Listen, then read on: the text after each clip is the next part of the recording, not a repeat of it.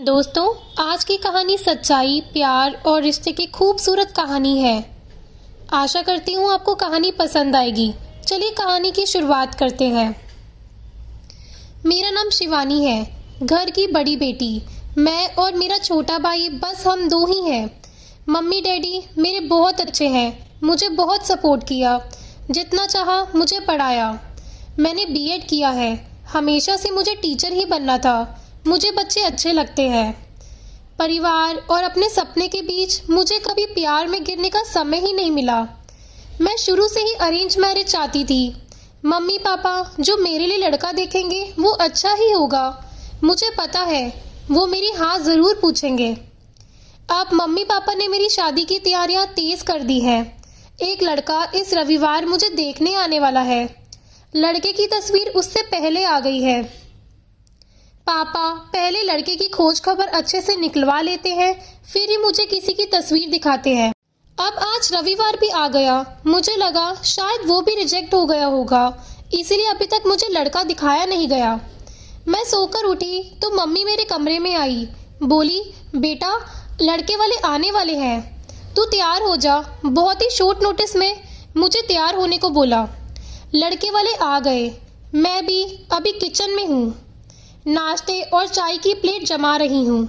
बाहर से मुझे बात करने की आवाज़ सुनाई दी। कुछ ही मिनटों के बाद मम्मी की आवाज़ आई। मैं बाहर ट्रे लेकर गई। ट्रे रखकर मैंने सबसे पहले उसके मम्मी पापा को नमस्ते किया। फिर मैंने उसकी तरफ देखा। सच बोलूँ तो लड़का बहुत स्मार्ट था। सिंपल शर्ट और जीन्स में आया था। चेहरे पर एक मासूमियत थी। मैंने तो मन में हाँ कर दी थी, पर मेरी हाँ से क्या होता है, उसे भी मैं पसंद आनी चाहिए। फिर घर वालों ने बोला कि बेटा अकेले में कुछ बात करनी हो तो कर लो। उसने मना किया, पर फिर भी घर वालों ने हमें अकेले कमरे में भेज दिया।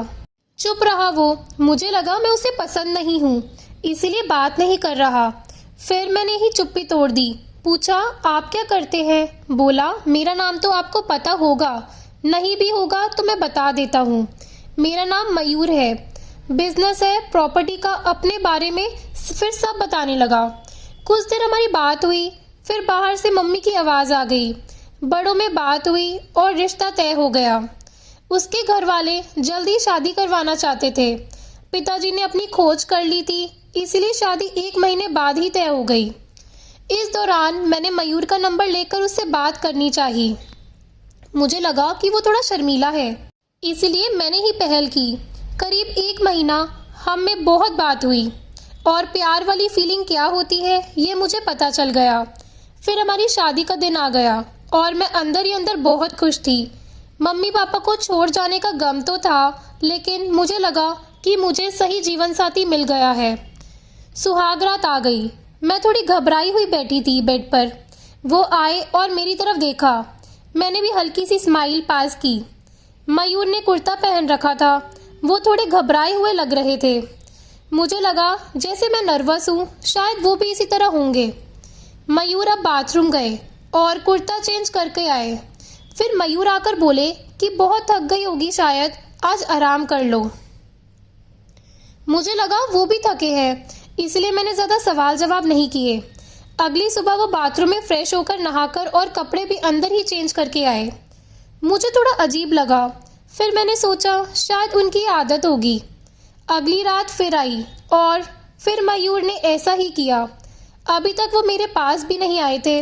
अब मुझे लगा कि मयूर कुछ छिपा रहे हैं, क्योंकि उसके चेहरे पर साफ दिखाई दे रहा था। अगली रात जब वो बाथरूम से कपड़े चेंज करके आए तो मैंने उन्हें टोक ही दिया। आप क्या छिपा रहे हैं? कुछ बात है तो आप मुझसे कह सकते हैं। वो बोले, बात तो है, जल्दी तुम्हें पता चल जाएगी, पर तुम्हें शायद बुरा लगेगा। मैंने बोला, आप नहीं बताएंगे तो ज़्यादा बुरा लगेगा। उन्होंने अपना शर्ट खोला और फिर उसे कुछ कहना नहीं पड़ा। मैं खुद ही समझ गई। उसके चेस्ट पे एक लड़की के नाम का टैटू था, रिया। अब मैं चुप हो गई और चुपचाप बेड के एक साइड पर सो गई। वो मुझसे बात करने की कोशिश करना चाह रहे थे, लेकिन फिर वो भी बेड की दूसरी साइड पर सो गए। अगले दिन मेरा मुंह उतरा हुआ था। मुझे इस बात का ज़्यादा दुख था कि उन्होंने मुझसे ये क्यों छुपाया। हाँ, हमें कम समय मिला, लेकिन फिर भी इतना समय था कि वो मुझे बात बता सकते थे। अगली रात वो फिर कमरे में आए। उसके आने से पहले मैं बेड के साइड पर सो चुकी थी। उन्होंने मुझे मेरी बाह पर हाथ लगाया और बोला, तुम चाहो तो हम बात कर सकते हैं। मैंने बोला, अब क्या बताओगे? वो बोले कि मैं उस लड़की से प्यार करता था, लेकिन रिया को हमेशा से विदेश में शिफ्ट होना था, इसीलिए जब उसे मौका मिला तो वो चली गई। मैंने पूछा, वो तुम्हें छोड़कर किसी और के साथ चली गई? वो बोले, हाँ। मैं चाहता तो ये टैटू को साफ करवा लेता, लेकिन मैंने सोचा पहले तुम्हें बताऊंगा। तुम्हारी बातों से मुझे लगा था कि तुम समझोगी। फिर वो चुप हो गए। मैंने बोला, तुम मुझे शादी के पहले भी बता सकते थे। वो बोले, अगर मैं बताता तो क्या तुम शादी नहीं करती? और अगर अब भी तुम जाना चाहो तो जा सकती हो। मैं वही करूँगा जो तुम्हें अच्छा लगे। उस रात मेरा गुस्सा पता नहीं कहाँ चला गया, लेकिन थोड़ा डर भी था, कहीं फिर से झूठ तो नहीं बोल रहे। मासूम शक्ल बनाकर मैंने कुछ जवाब नहीं दिया। लगभग 3 महीने तक हमारी बात नहीं हुई। मैं भी अपने पापा की तरह उनकी परीक्षा ले रही थी। फिर एक रात मैंने उनसे पूछा, उस लड़की से ज़्यादा प्यार करोगे मुझे? वो बोले, वो तो उसी रात हो गया था जब तुमने सच सुनने के बाद मुझे माफ़ कर दिया था। मैंने बोला, मैंने कब बोला कि मैंने माफ़ कर दिया? वो बोले, तो अब बोल दो। उनकी मासूम शक्ल ने मुझे उसके गले लगाने पर मजबूर कर ही दिया। मुझे सच में अच्छा पति मिला है। आखिर अच्छे लोगों के साथ अच्छा ही होता है, तभी इनको रिया नहीं मिली।